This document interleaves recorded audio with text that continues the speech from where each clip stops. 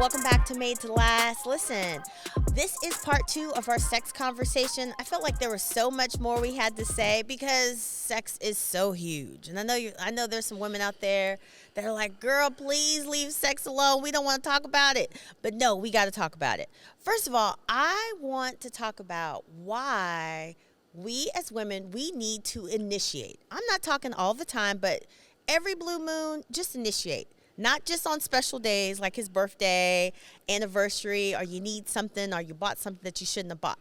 But I feel like you should initiate at least once a week. I mean, at least once a week. I know I have some single ladies out there and like, see, that's why we be after your man. That's why, because y'all are not acting like y'all don't want it. Yes, we want it, but I need you to initiate. What do you think about that? Now, listen, I already know what he gonna say about this, but yes. I think it's good. I think a man has a high need for sex in his life. That's one of his love languages. Mm-hmm. And so, I don't even know what that goes, but it just sounds right. So, as a consequence, the more his wife connects with him in that area, the more he feels valued, the more he feels affirmed, the more he feels loved, the more he feels appreciated. It is something about sex that makes that values him, that affirms him, that celebrates him.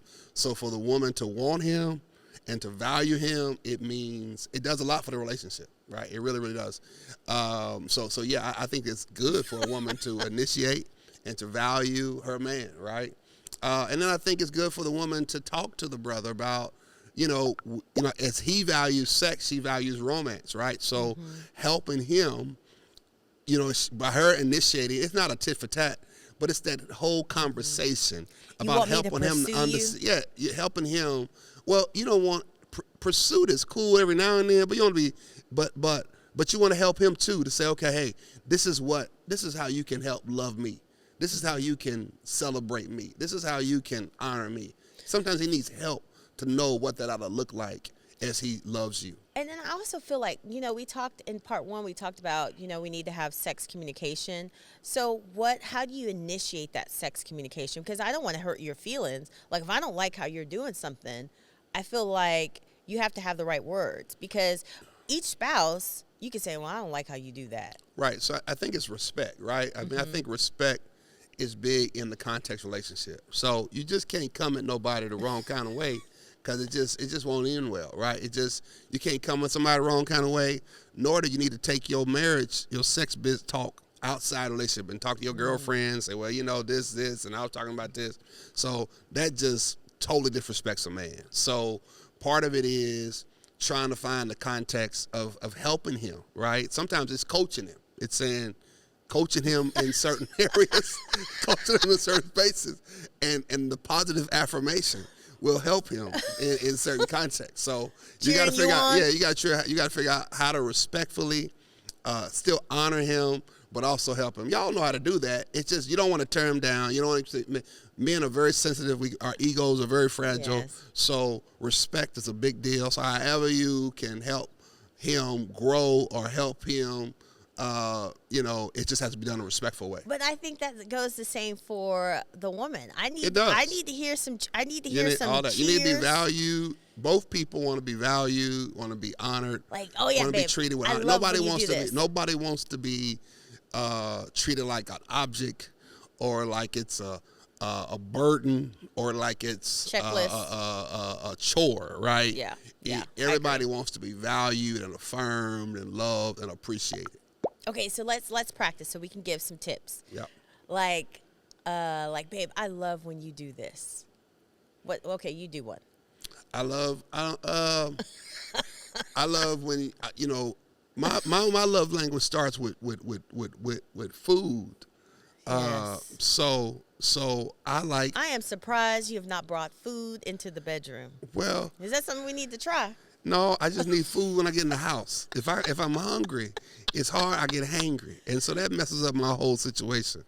So after a long day, if there's some food somewhere, I don't care where it came from, it's just something in the house to eat.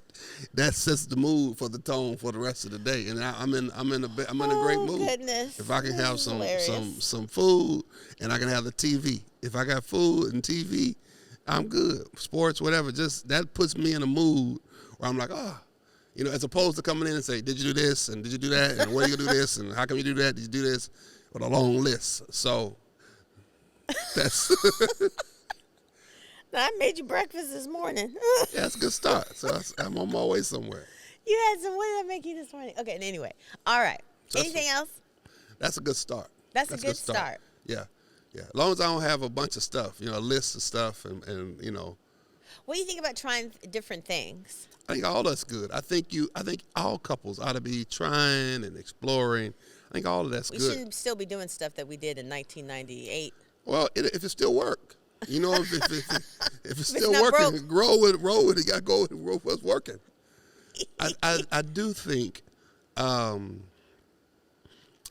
do think you have to guard your sex life in your marriage. Mm-hmm. I think you do it in a couple ways, right? I think pornography can be very, very damaging. I think sometimes we neglect how much of an effect pornography can have on the marriage of a sex, because it creates these expectations. Unrealistic expectations. It creates all these ideas that for either party that can really warp the sexual. I think that's one space. I think a lot of affairs sometimes are physical. They often can happen from a sexual interest, right? It can happen because people are attracted to each other, and so on. It can lead to a sexual relationship. So I think it's all the more of us guarding it, cultivating it, keeping it healthy and strong. I think it adds even to the ideal of where we have to quit using sex as a weapon and icing each other out and saying, well, you won't get none, right? Or you're not. And so, because that thing adds up over time. Right. And it creates a very unhealthy space when y'all ain't have sex in a month or 2 months. And so, so I just think because we know it's valuable, we really got to treat it as a space for connection, mm-hmm. and not just a space of conflict. And so if there is conflict, let's work through the conflict. Let's figure it out. Let's talk it through, but let's not just ice each other out. We end up in separate bedrooms. We become roommates, and we just become very abrasive toward one another. Yeah. And the sex is just one more way that we turn to each other, right? Mm-hmm. And so then somebody steps out the relationship, and it justifies anything. There's never a justification for it. But sometimes all of those things build up, and they open a door that sometimes that is very damaging to a relationship. Yeah. So I think it's all the more to make sure we protect it, that we guard it, and I think too, yeah. So all that's important. All right. Yeah. Well, listen, I hope this is helpful. Part 2 was helpful for you. Listen, let us know what you think, what your thoughts are. Well, you know what? It's better that you show your spouse than you put it in the comments. But anyway, we hope you have a great day. Thank you for joining us for Made to Last.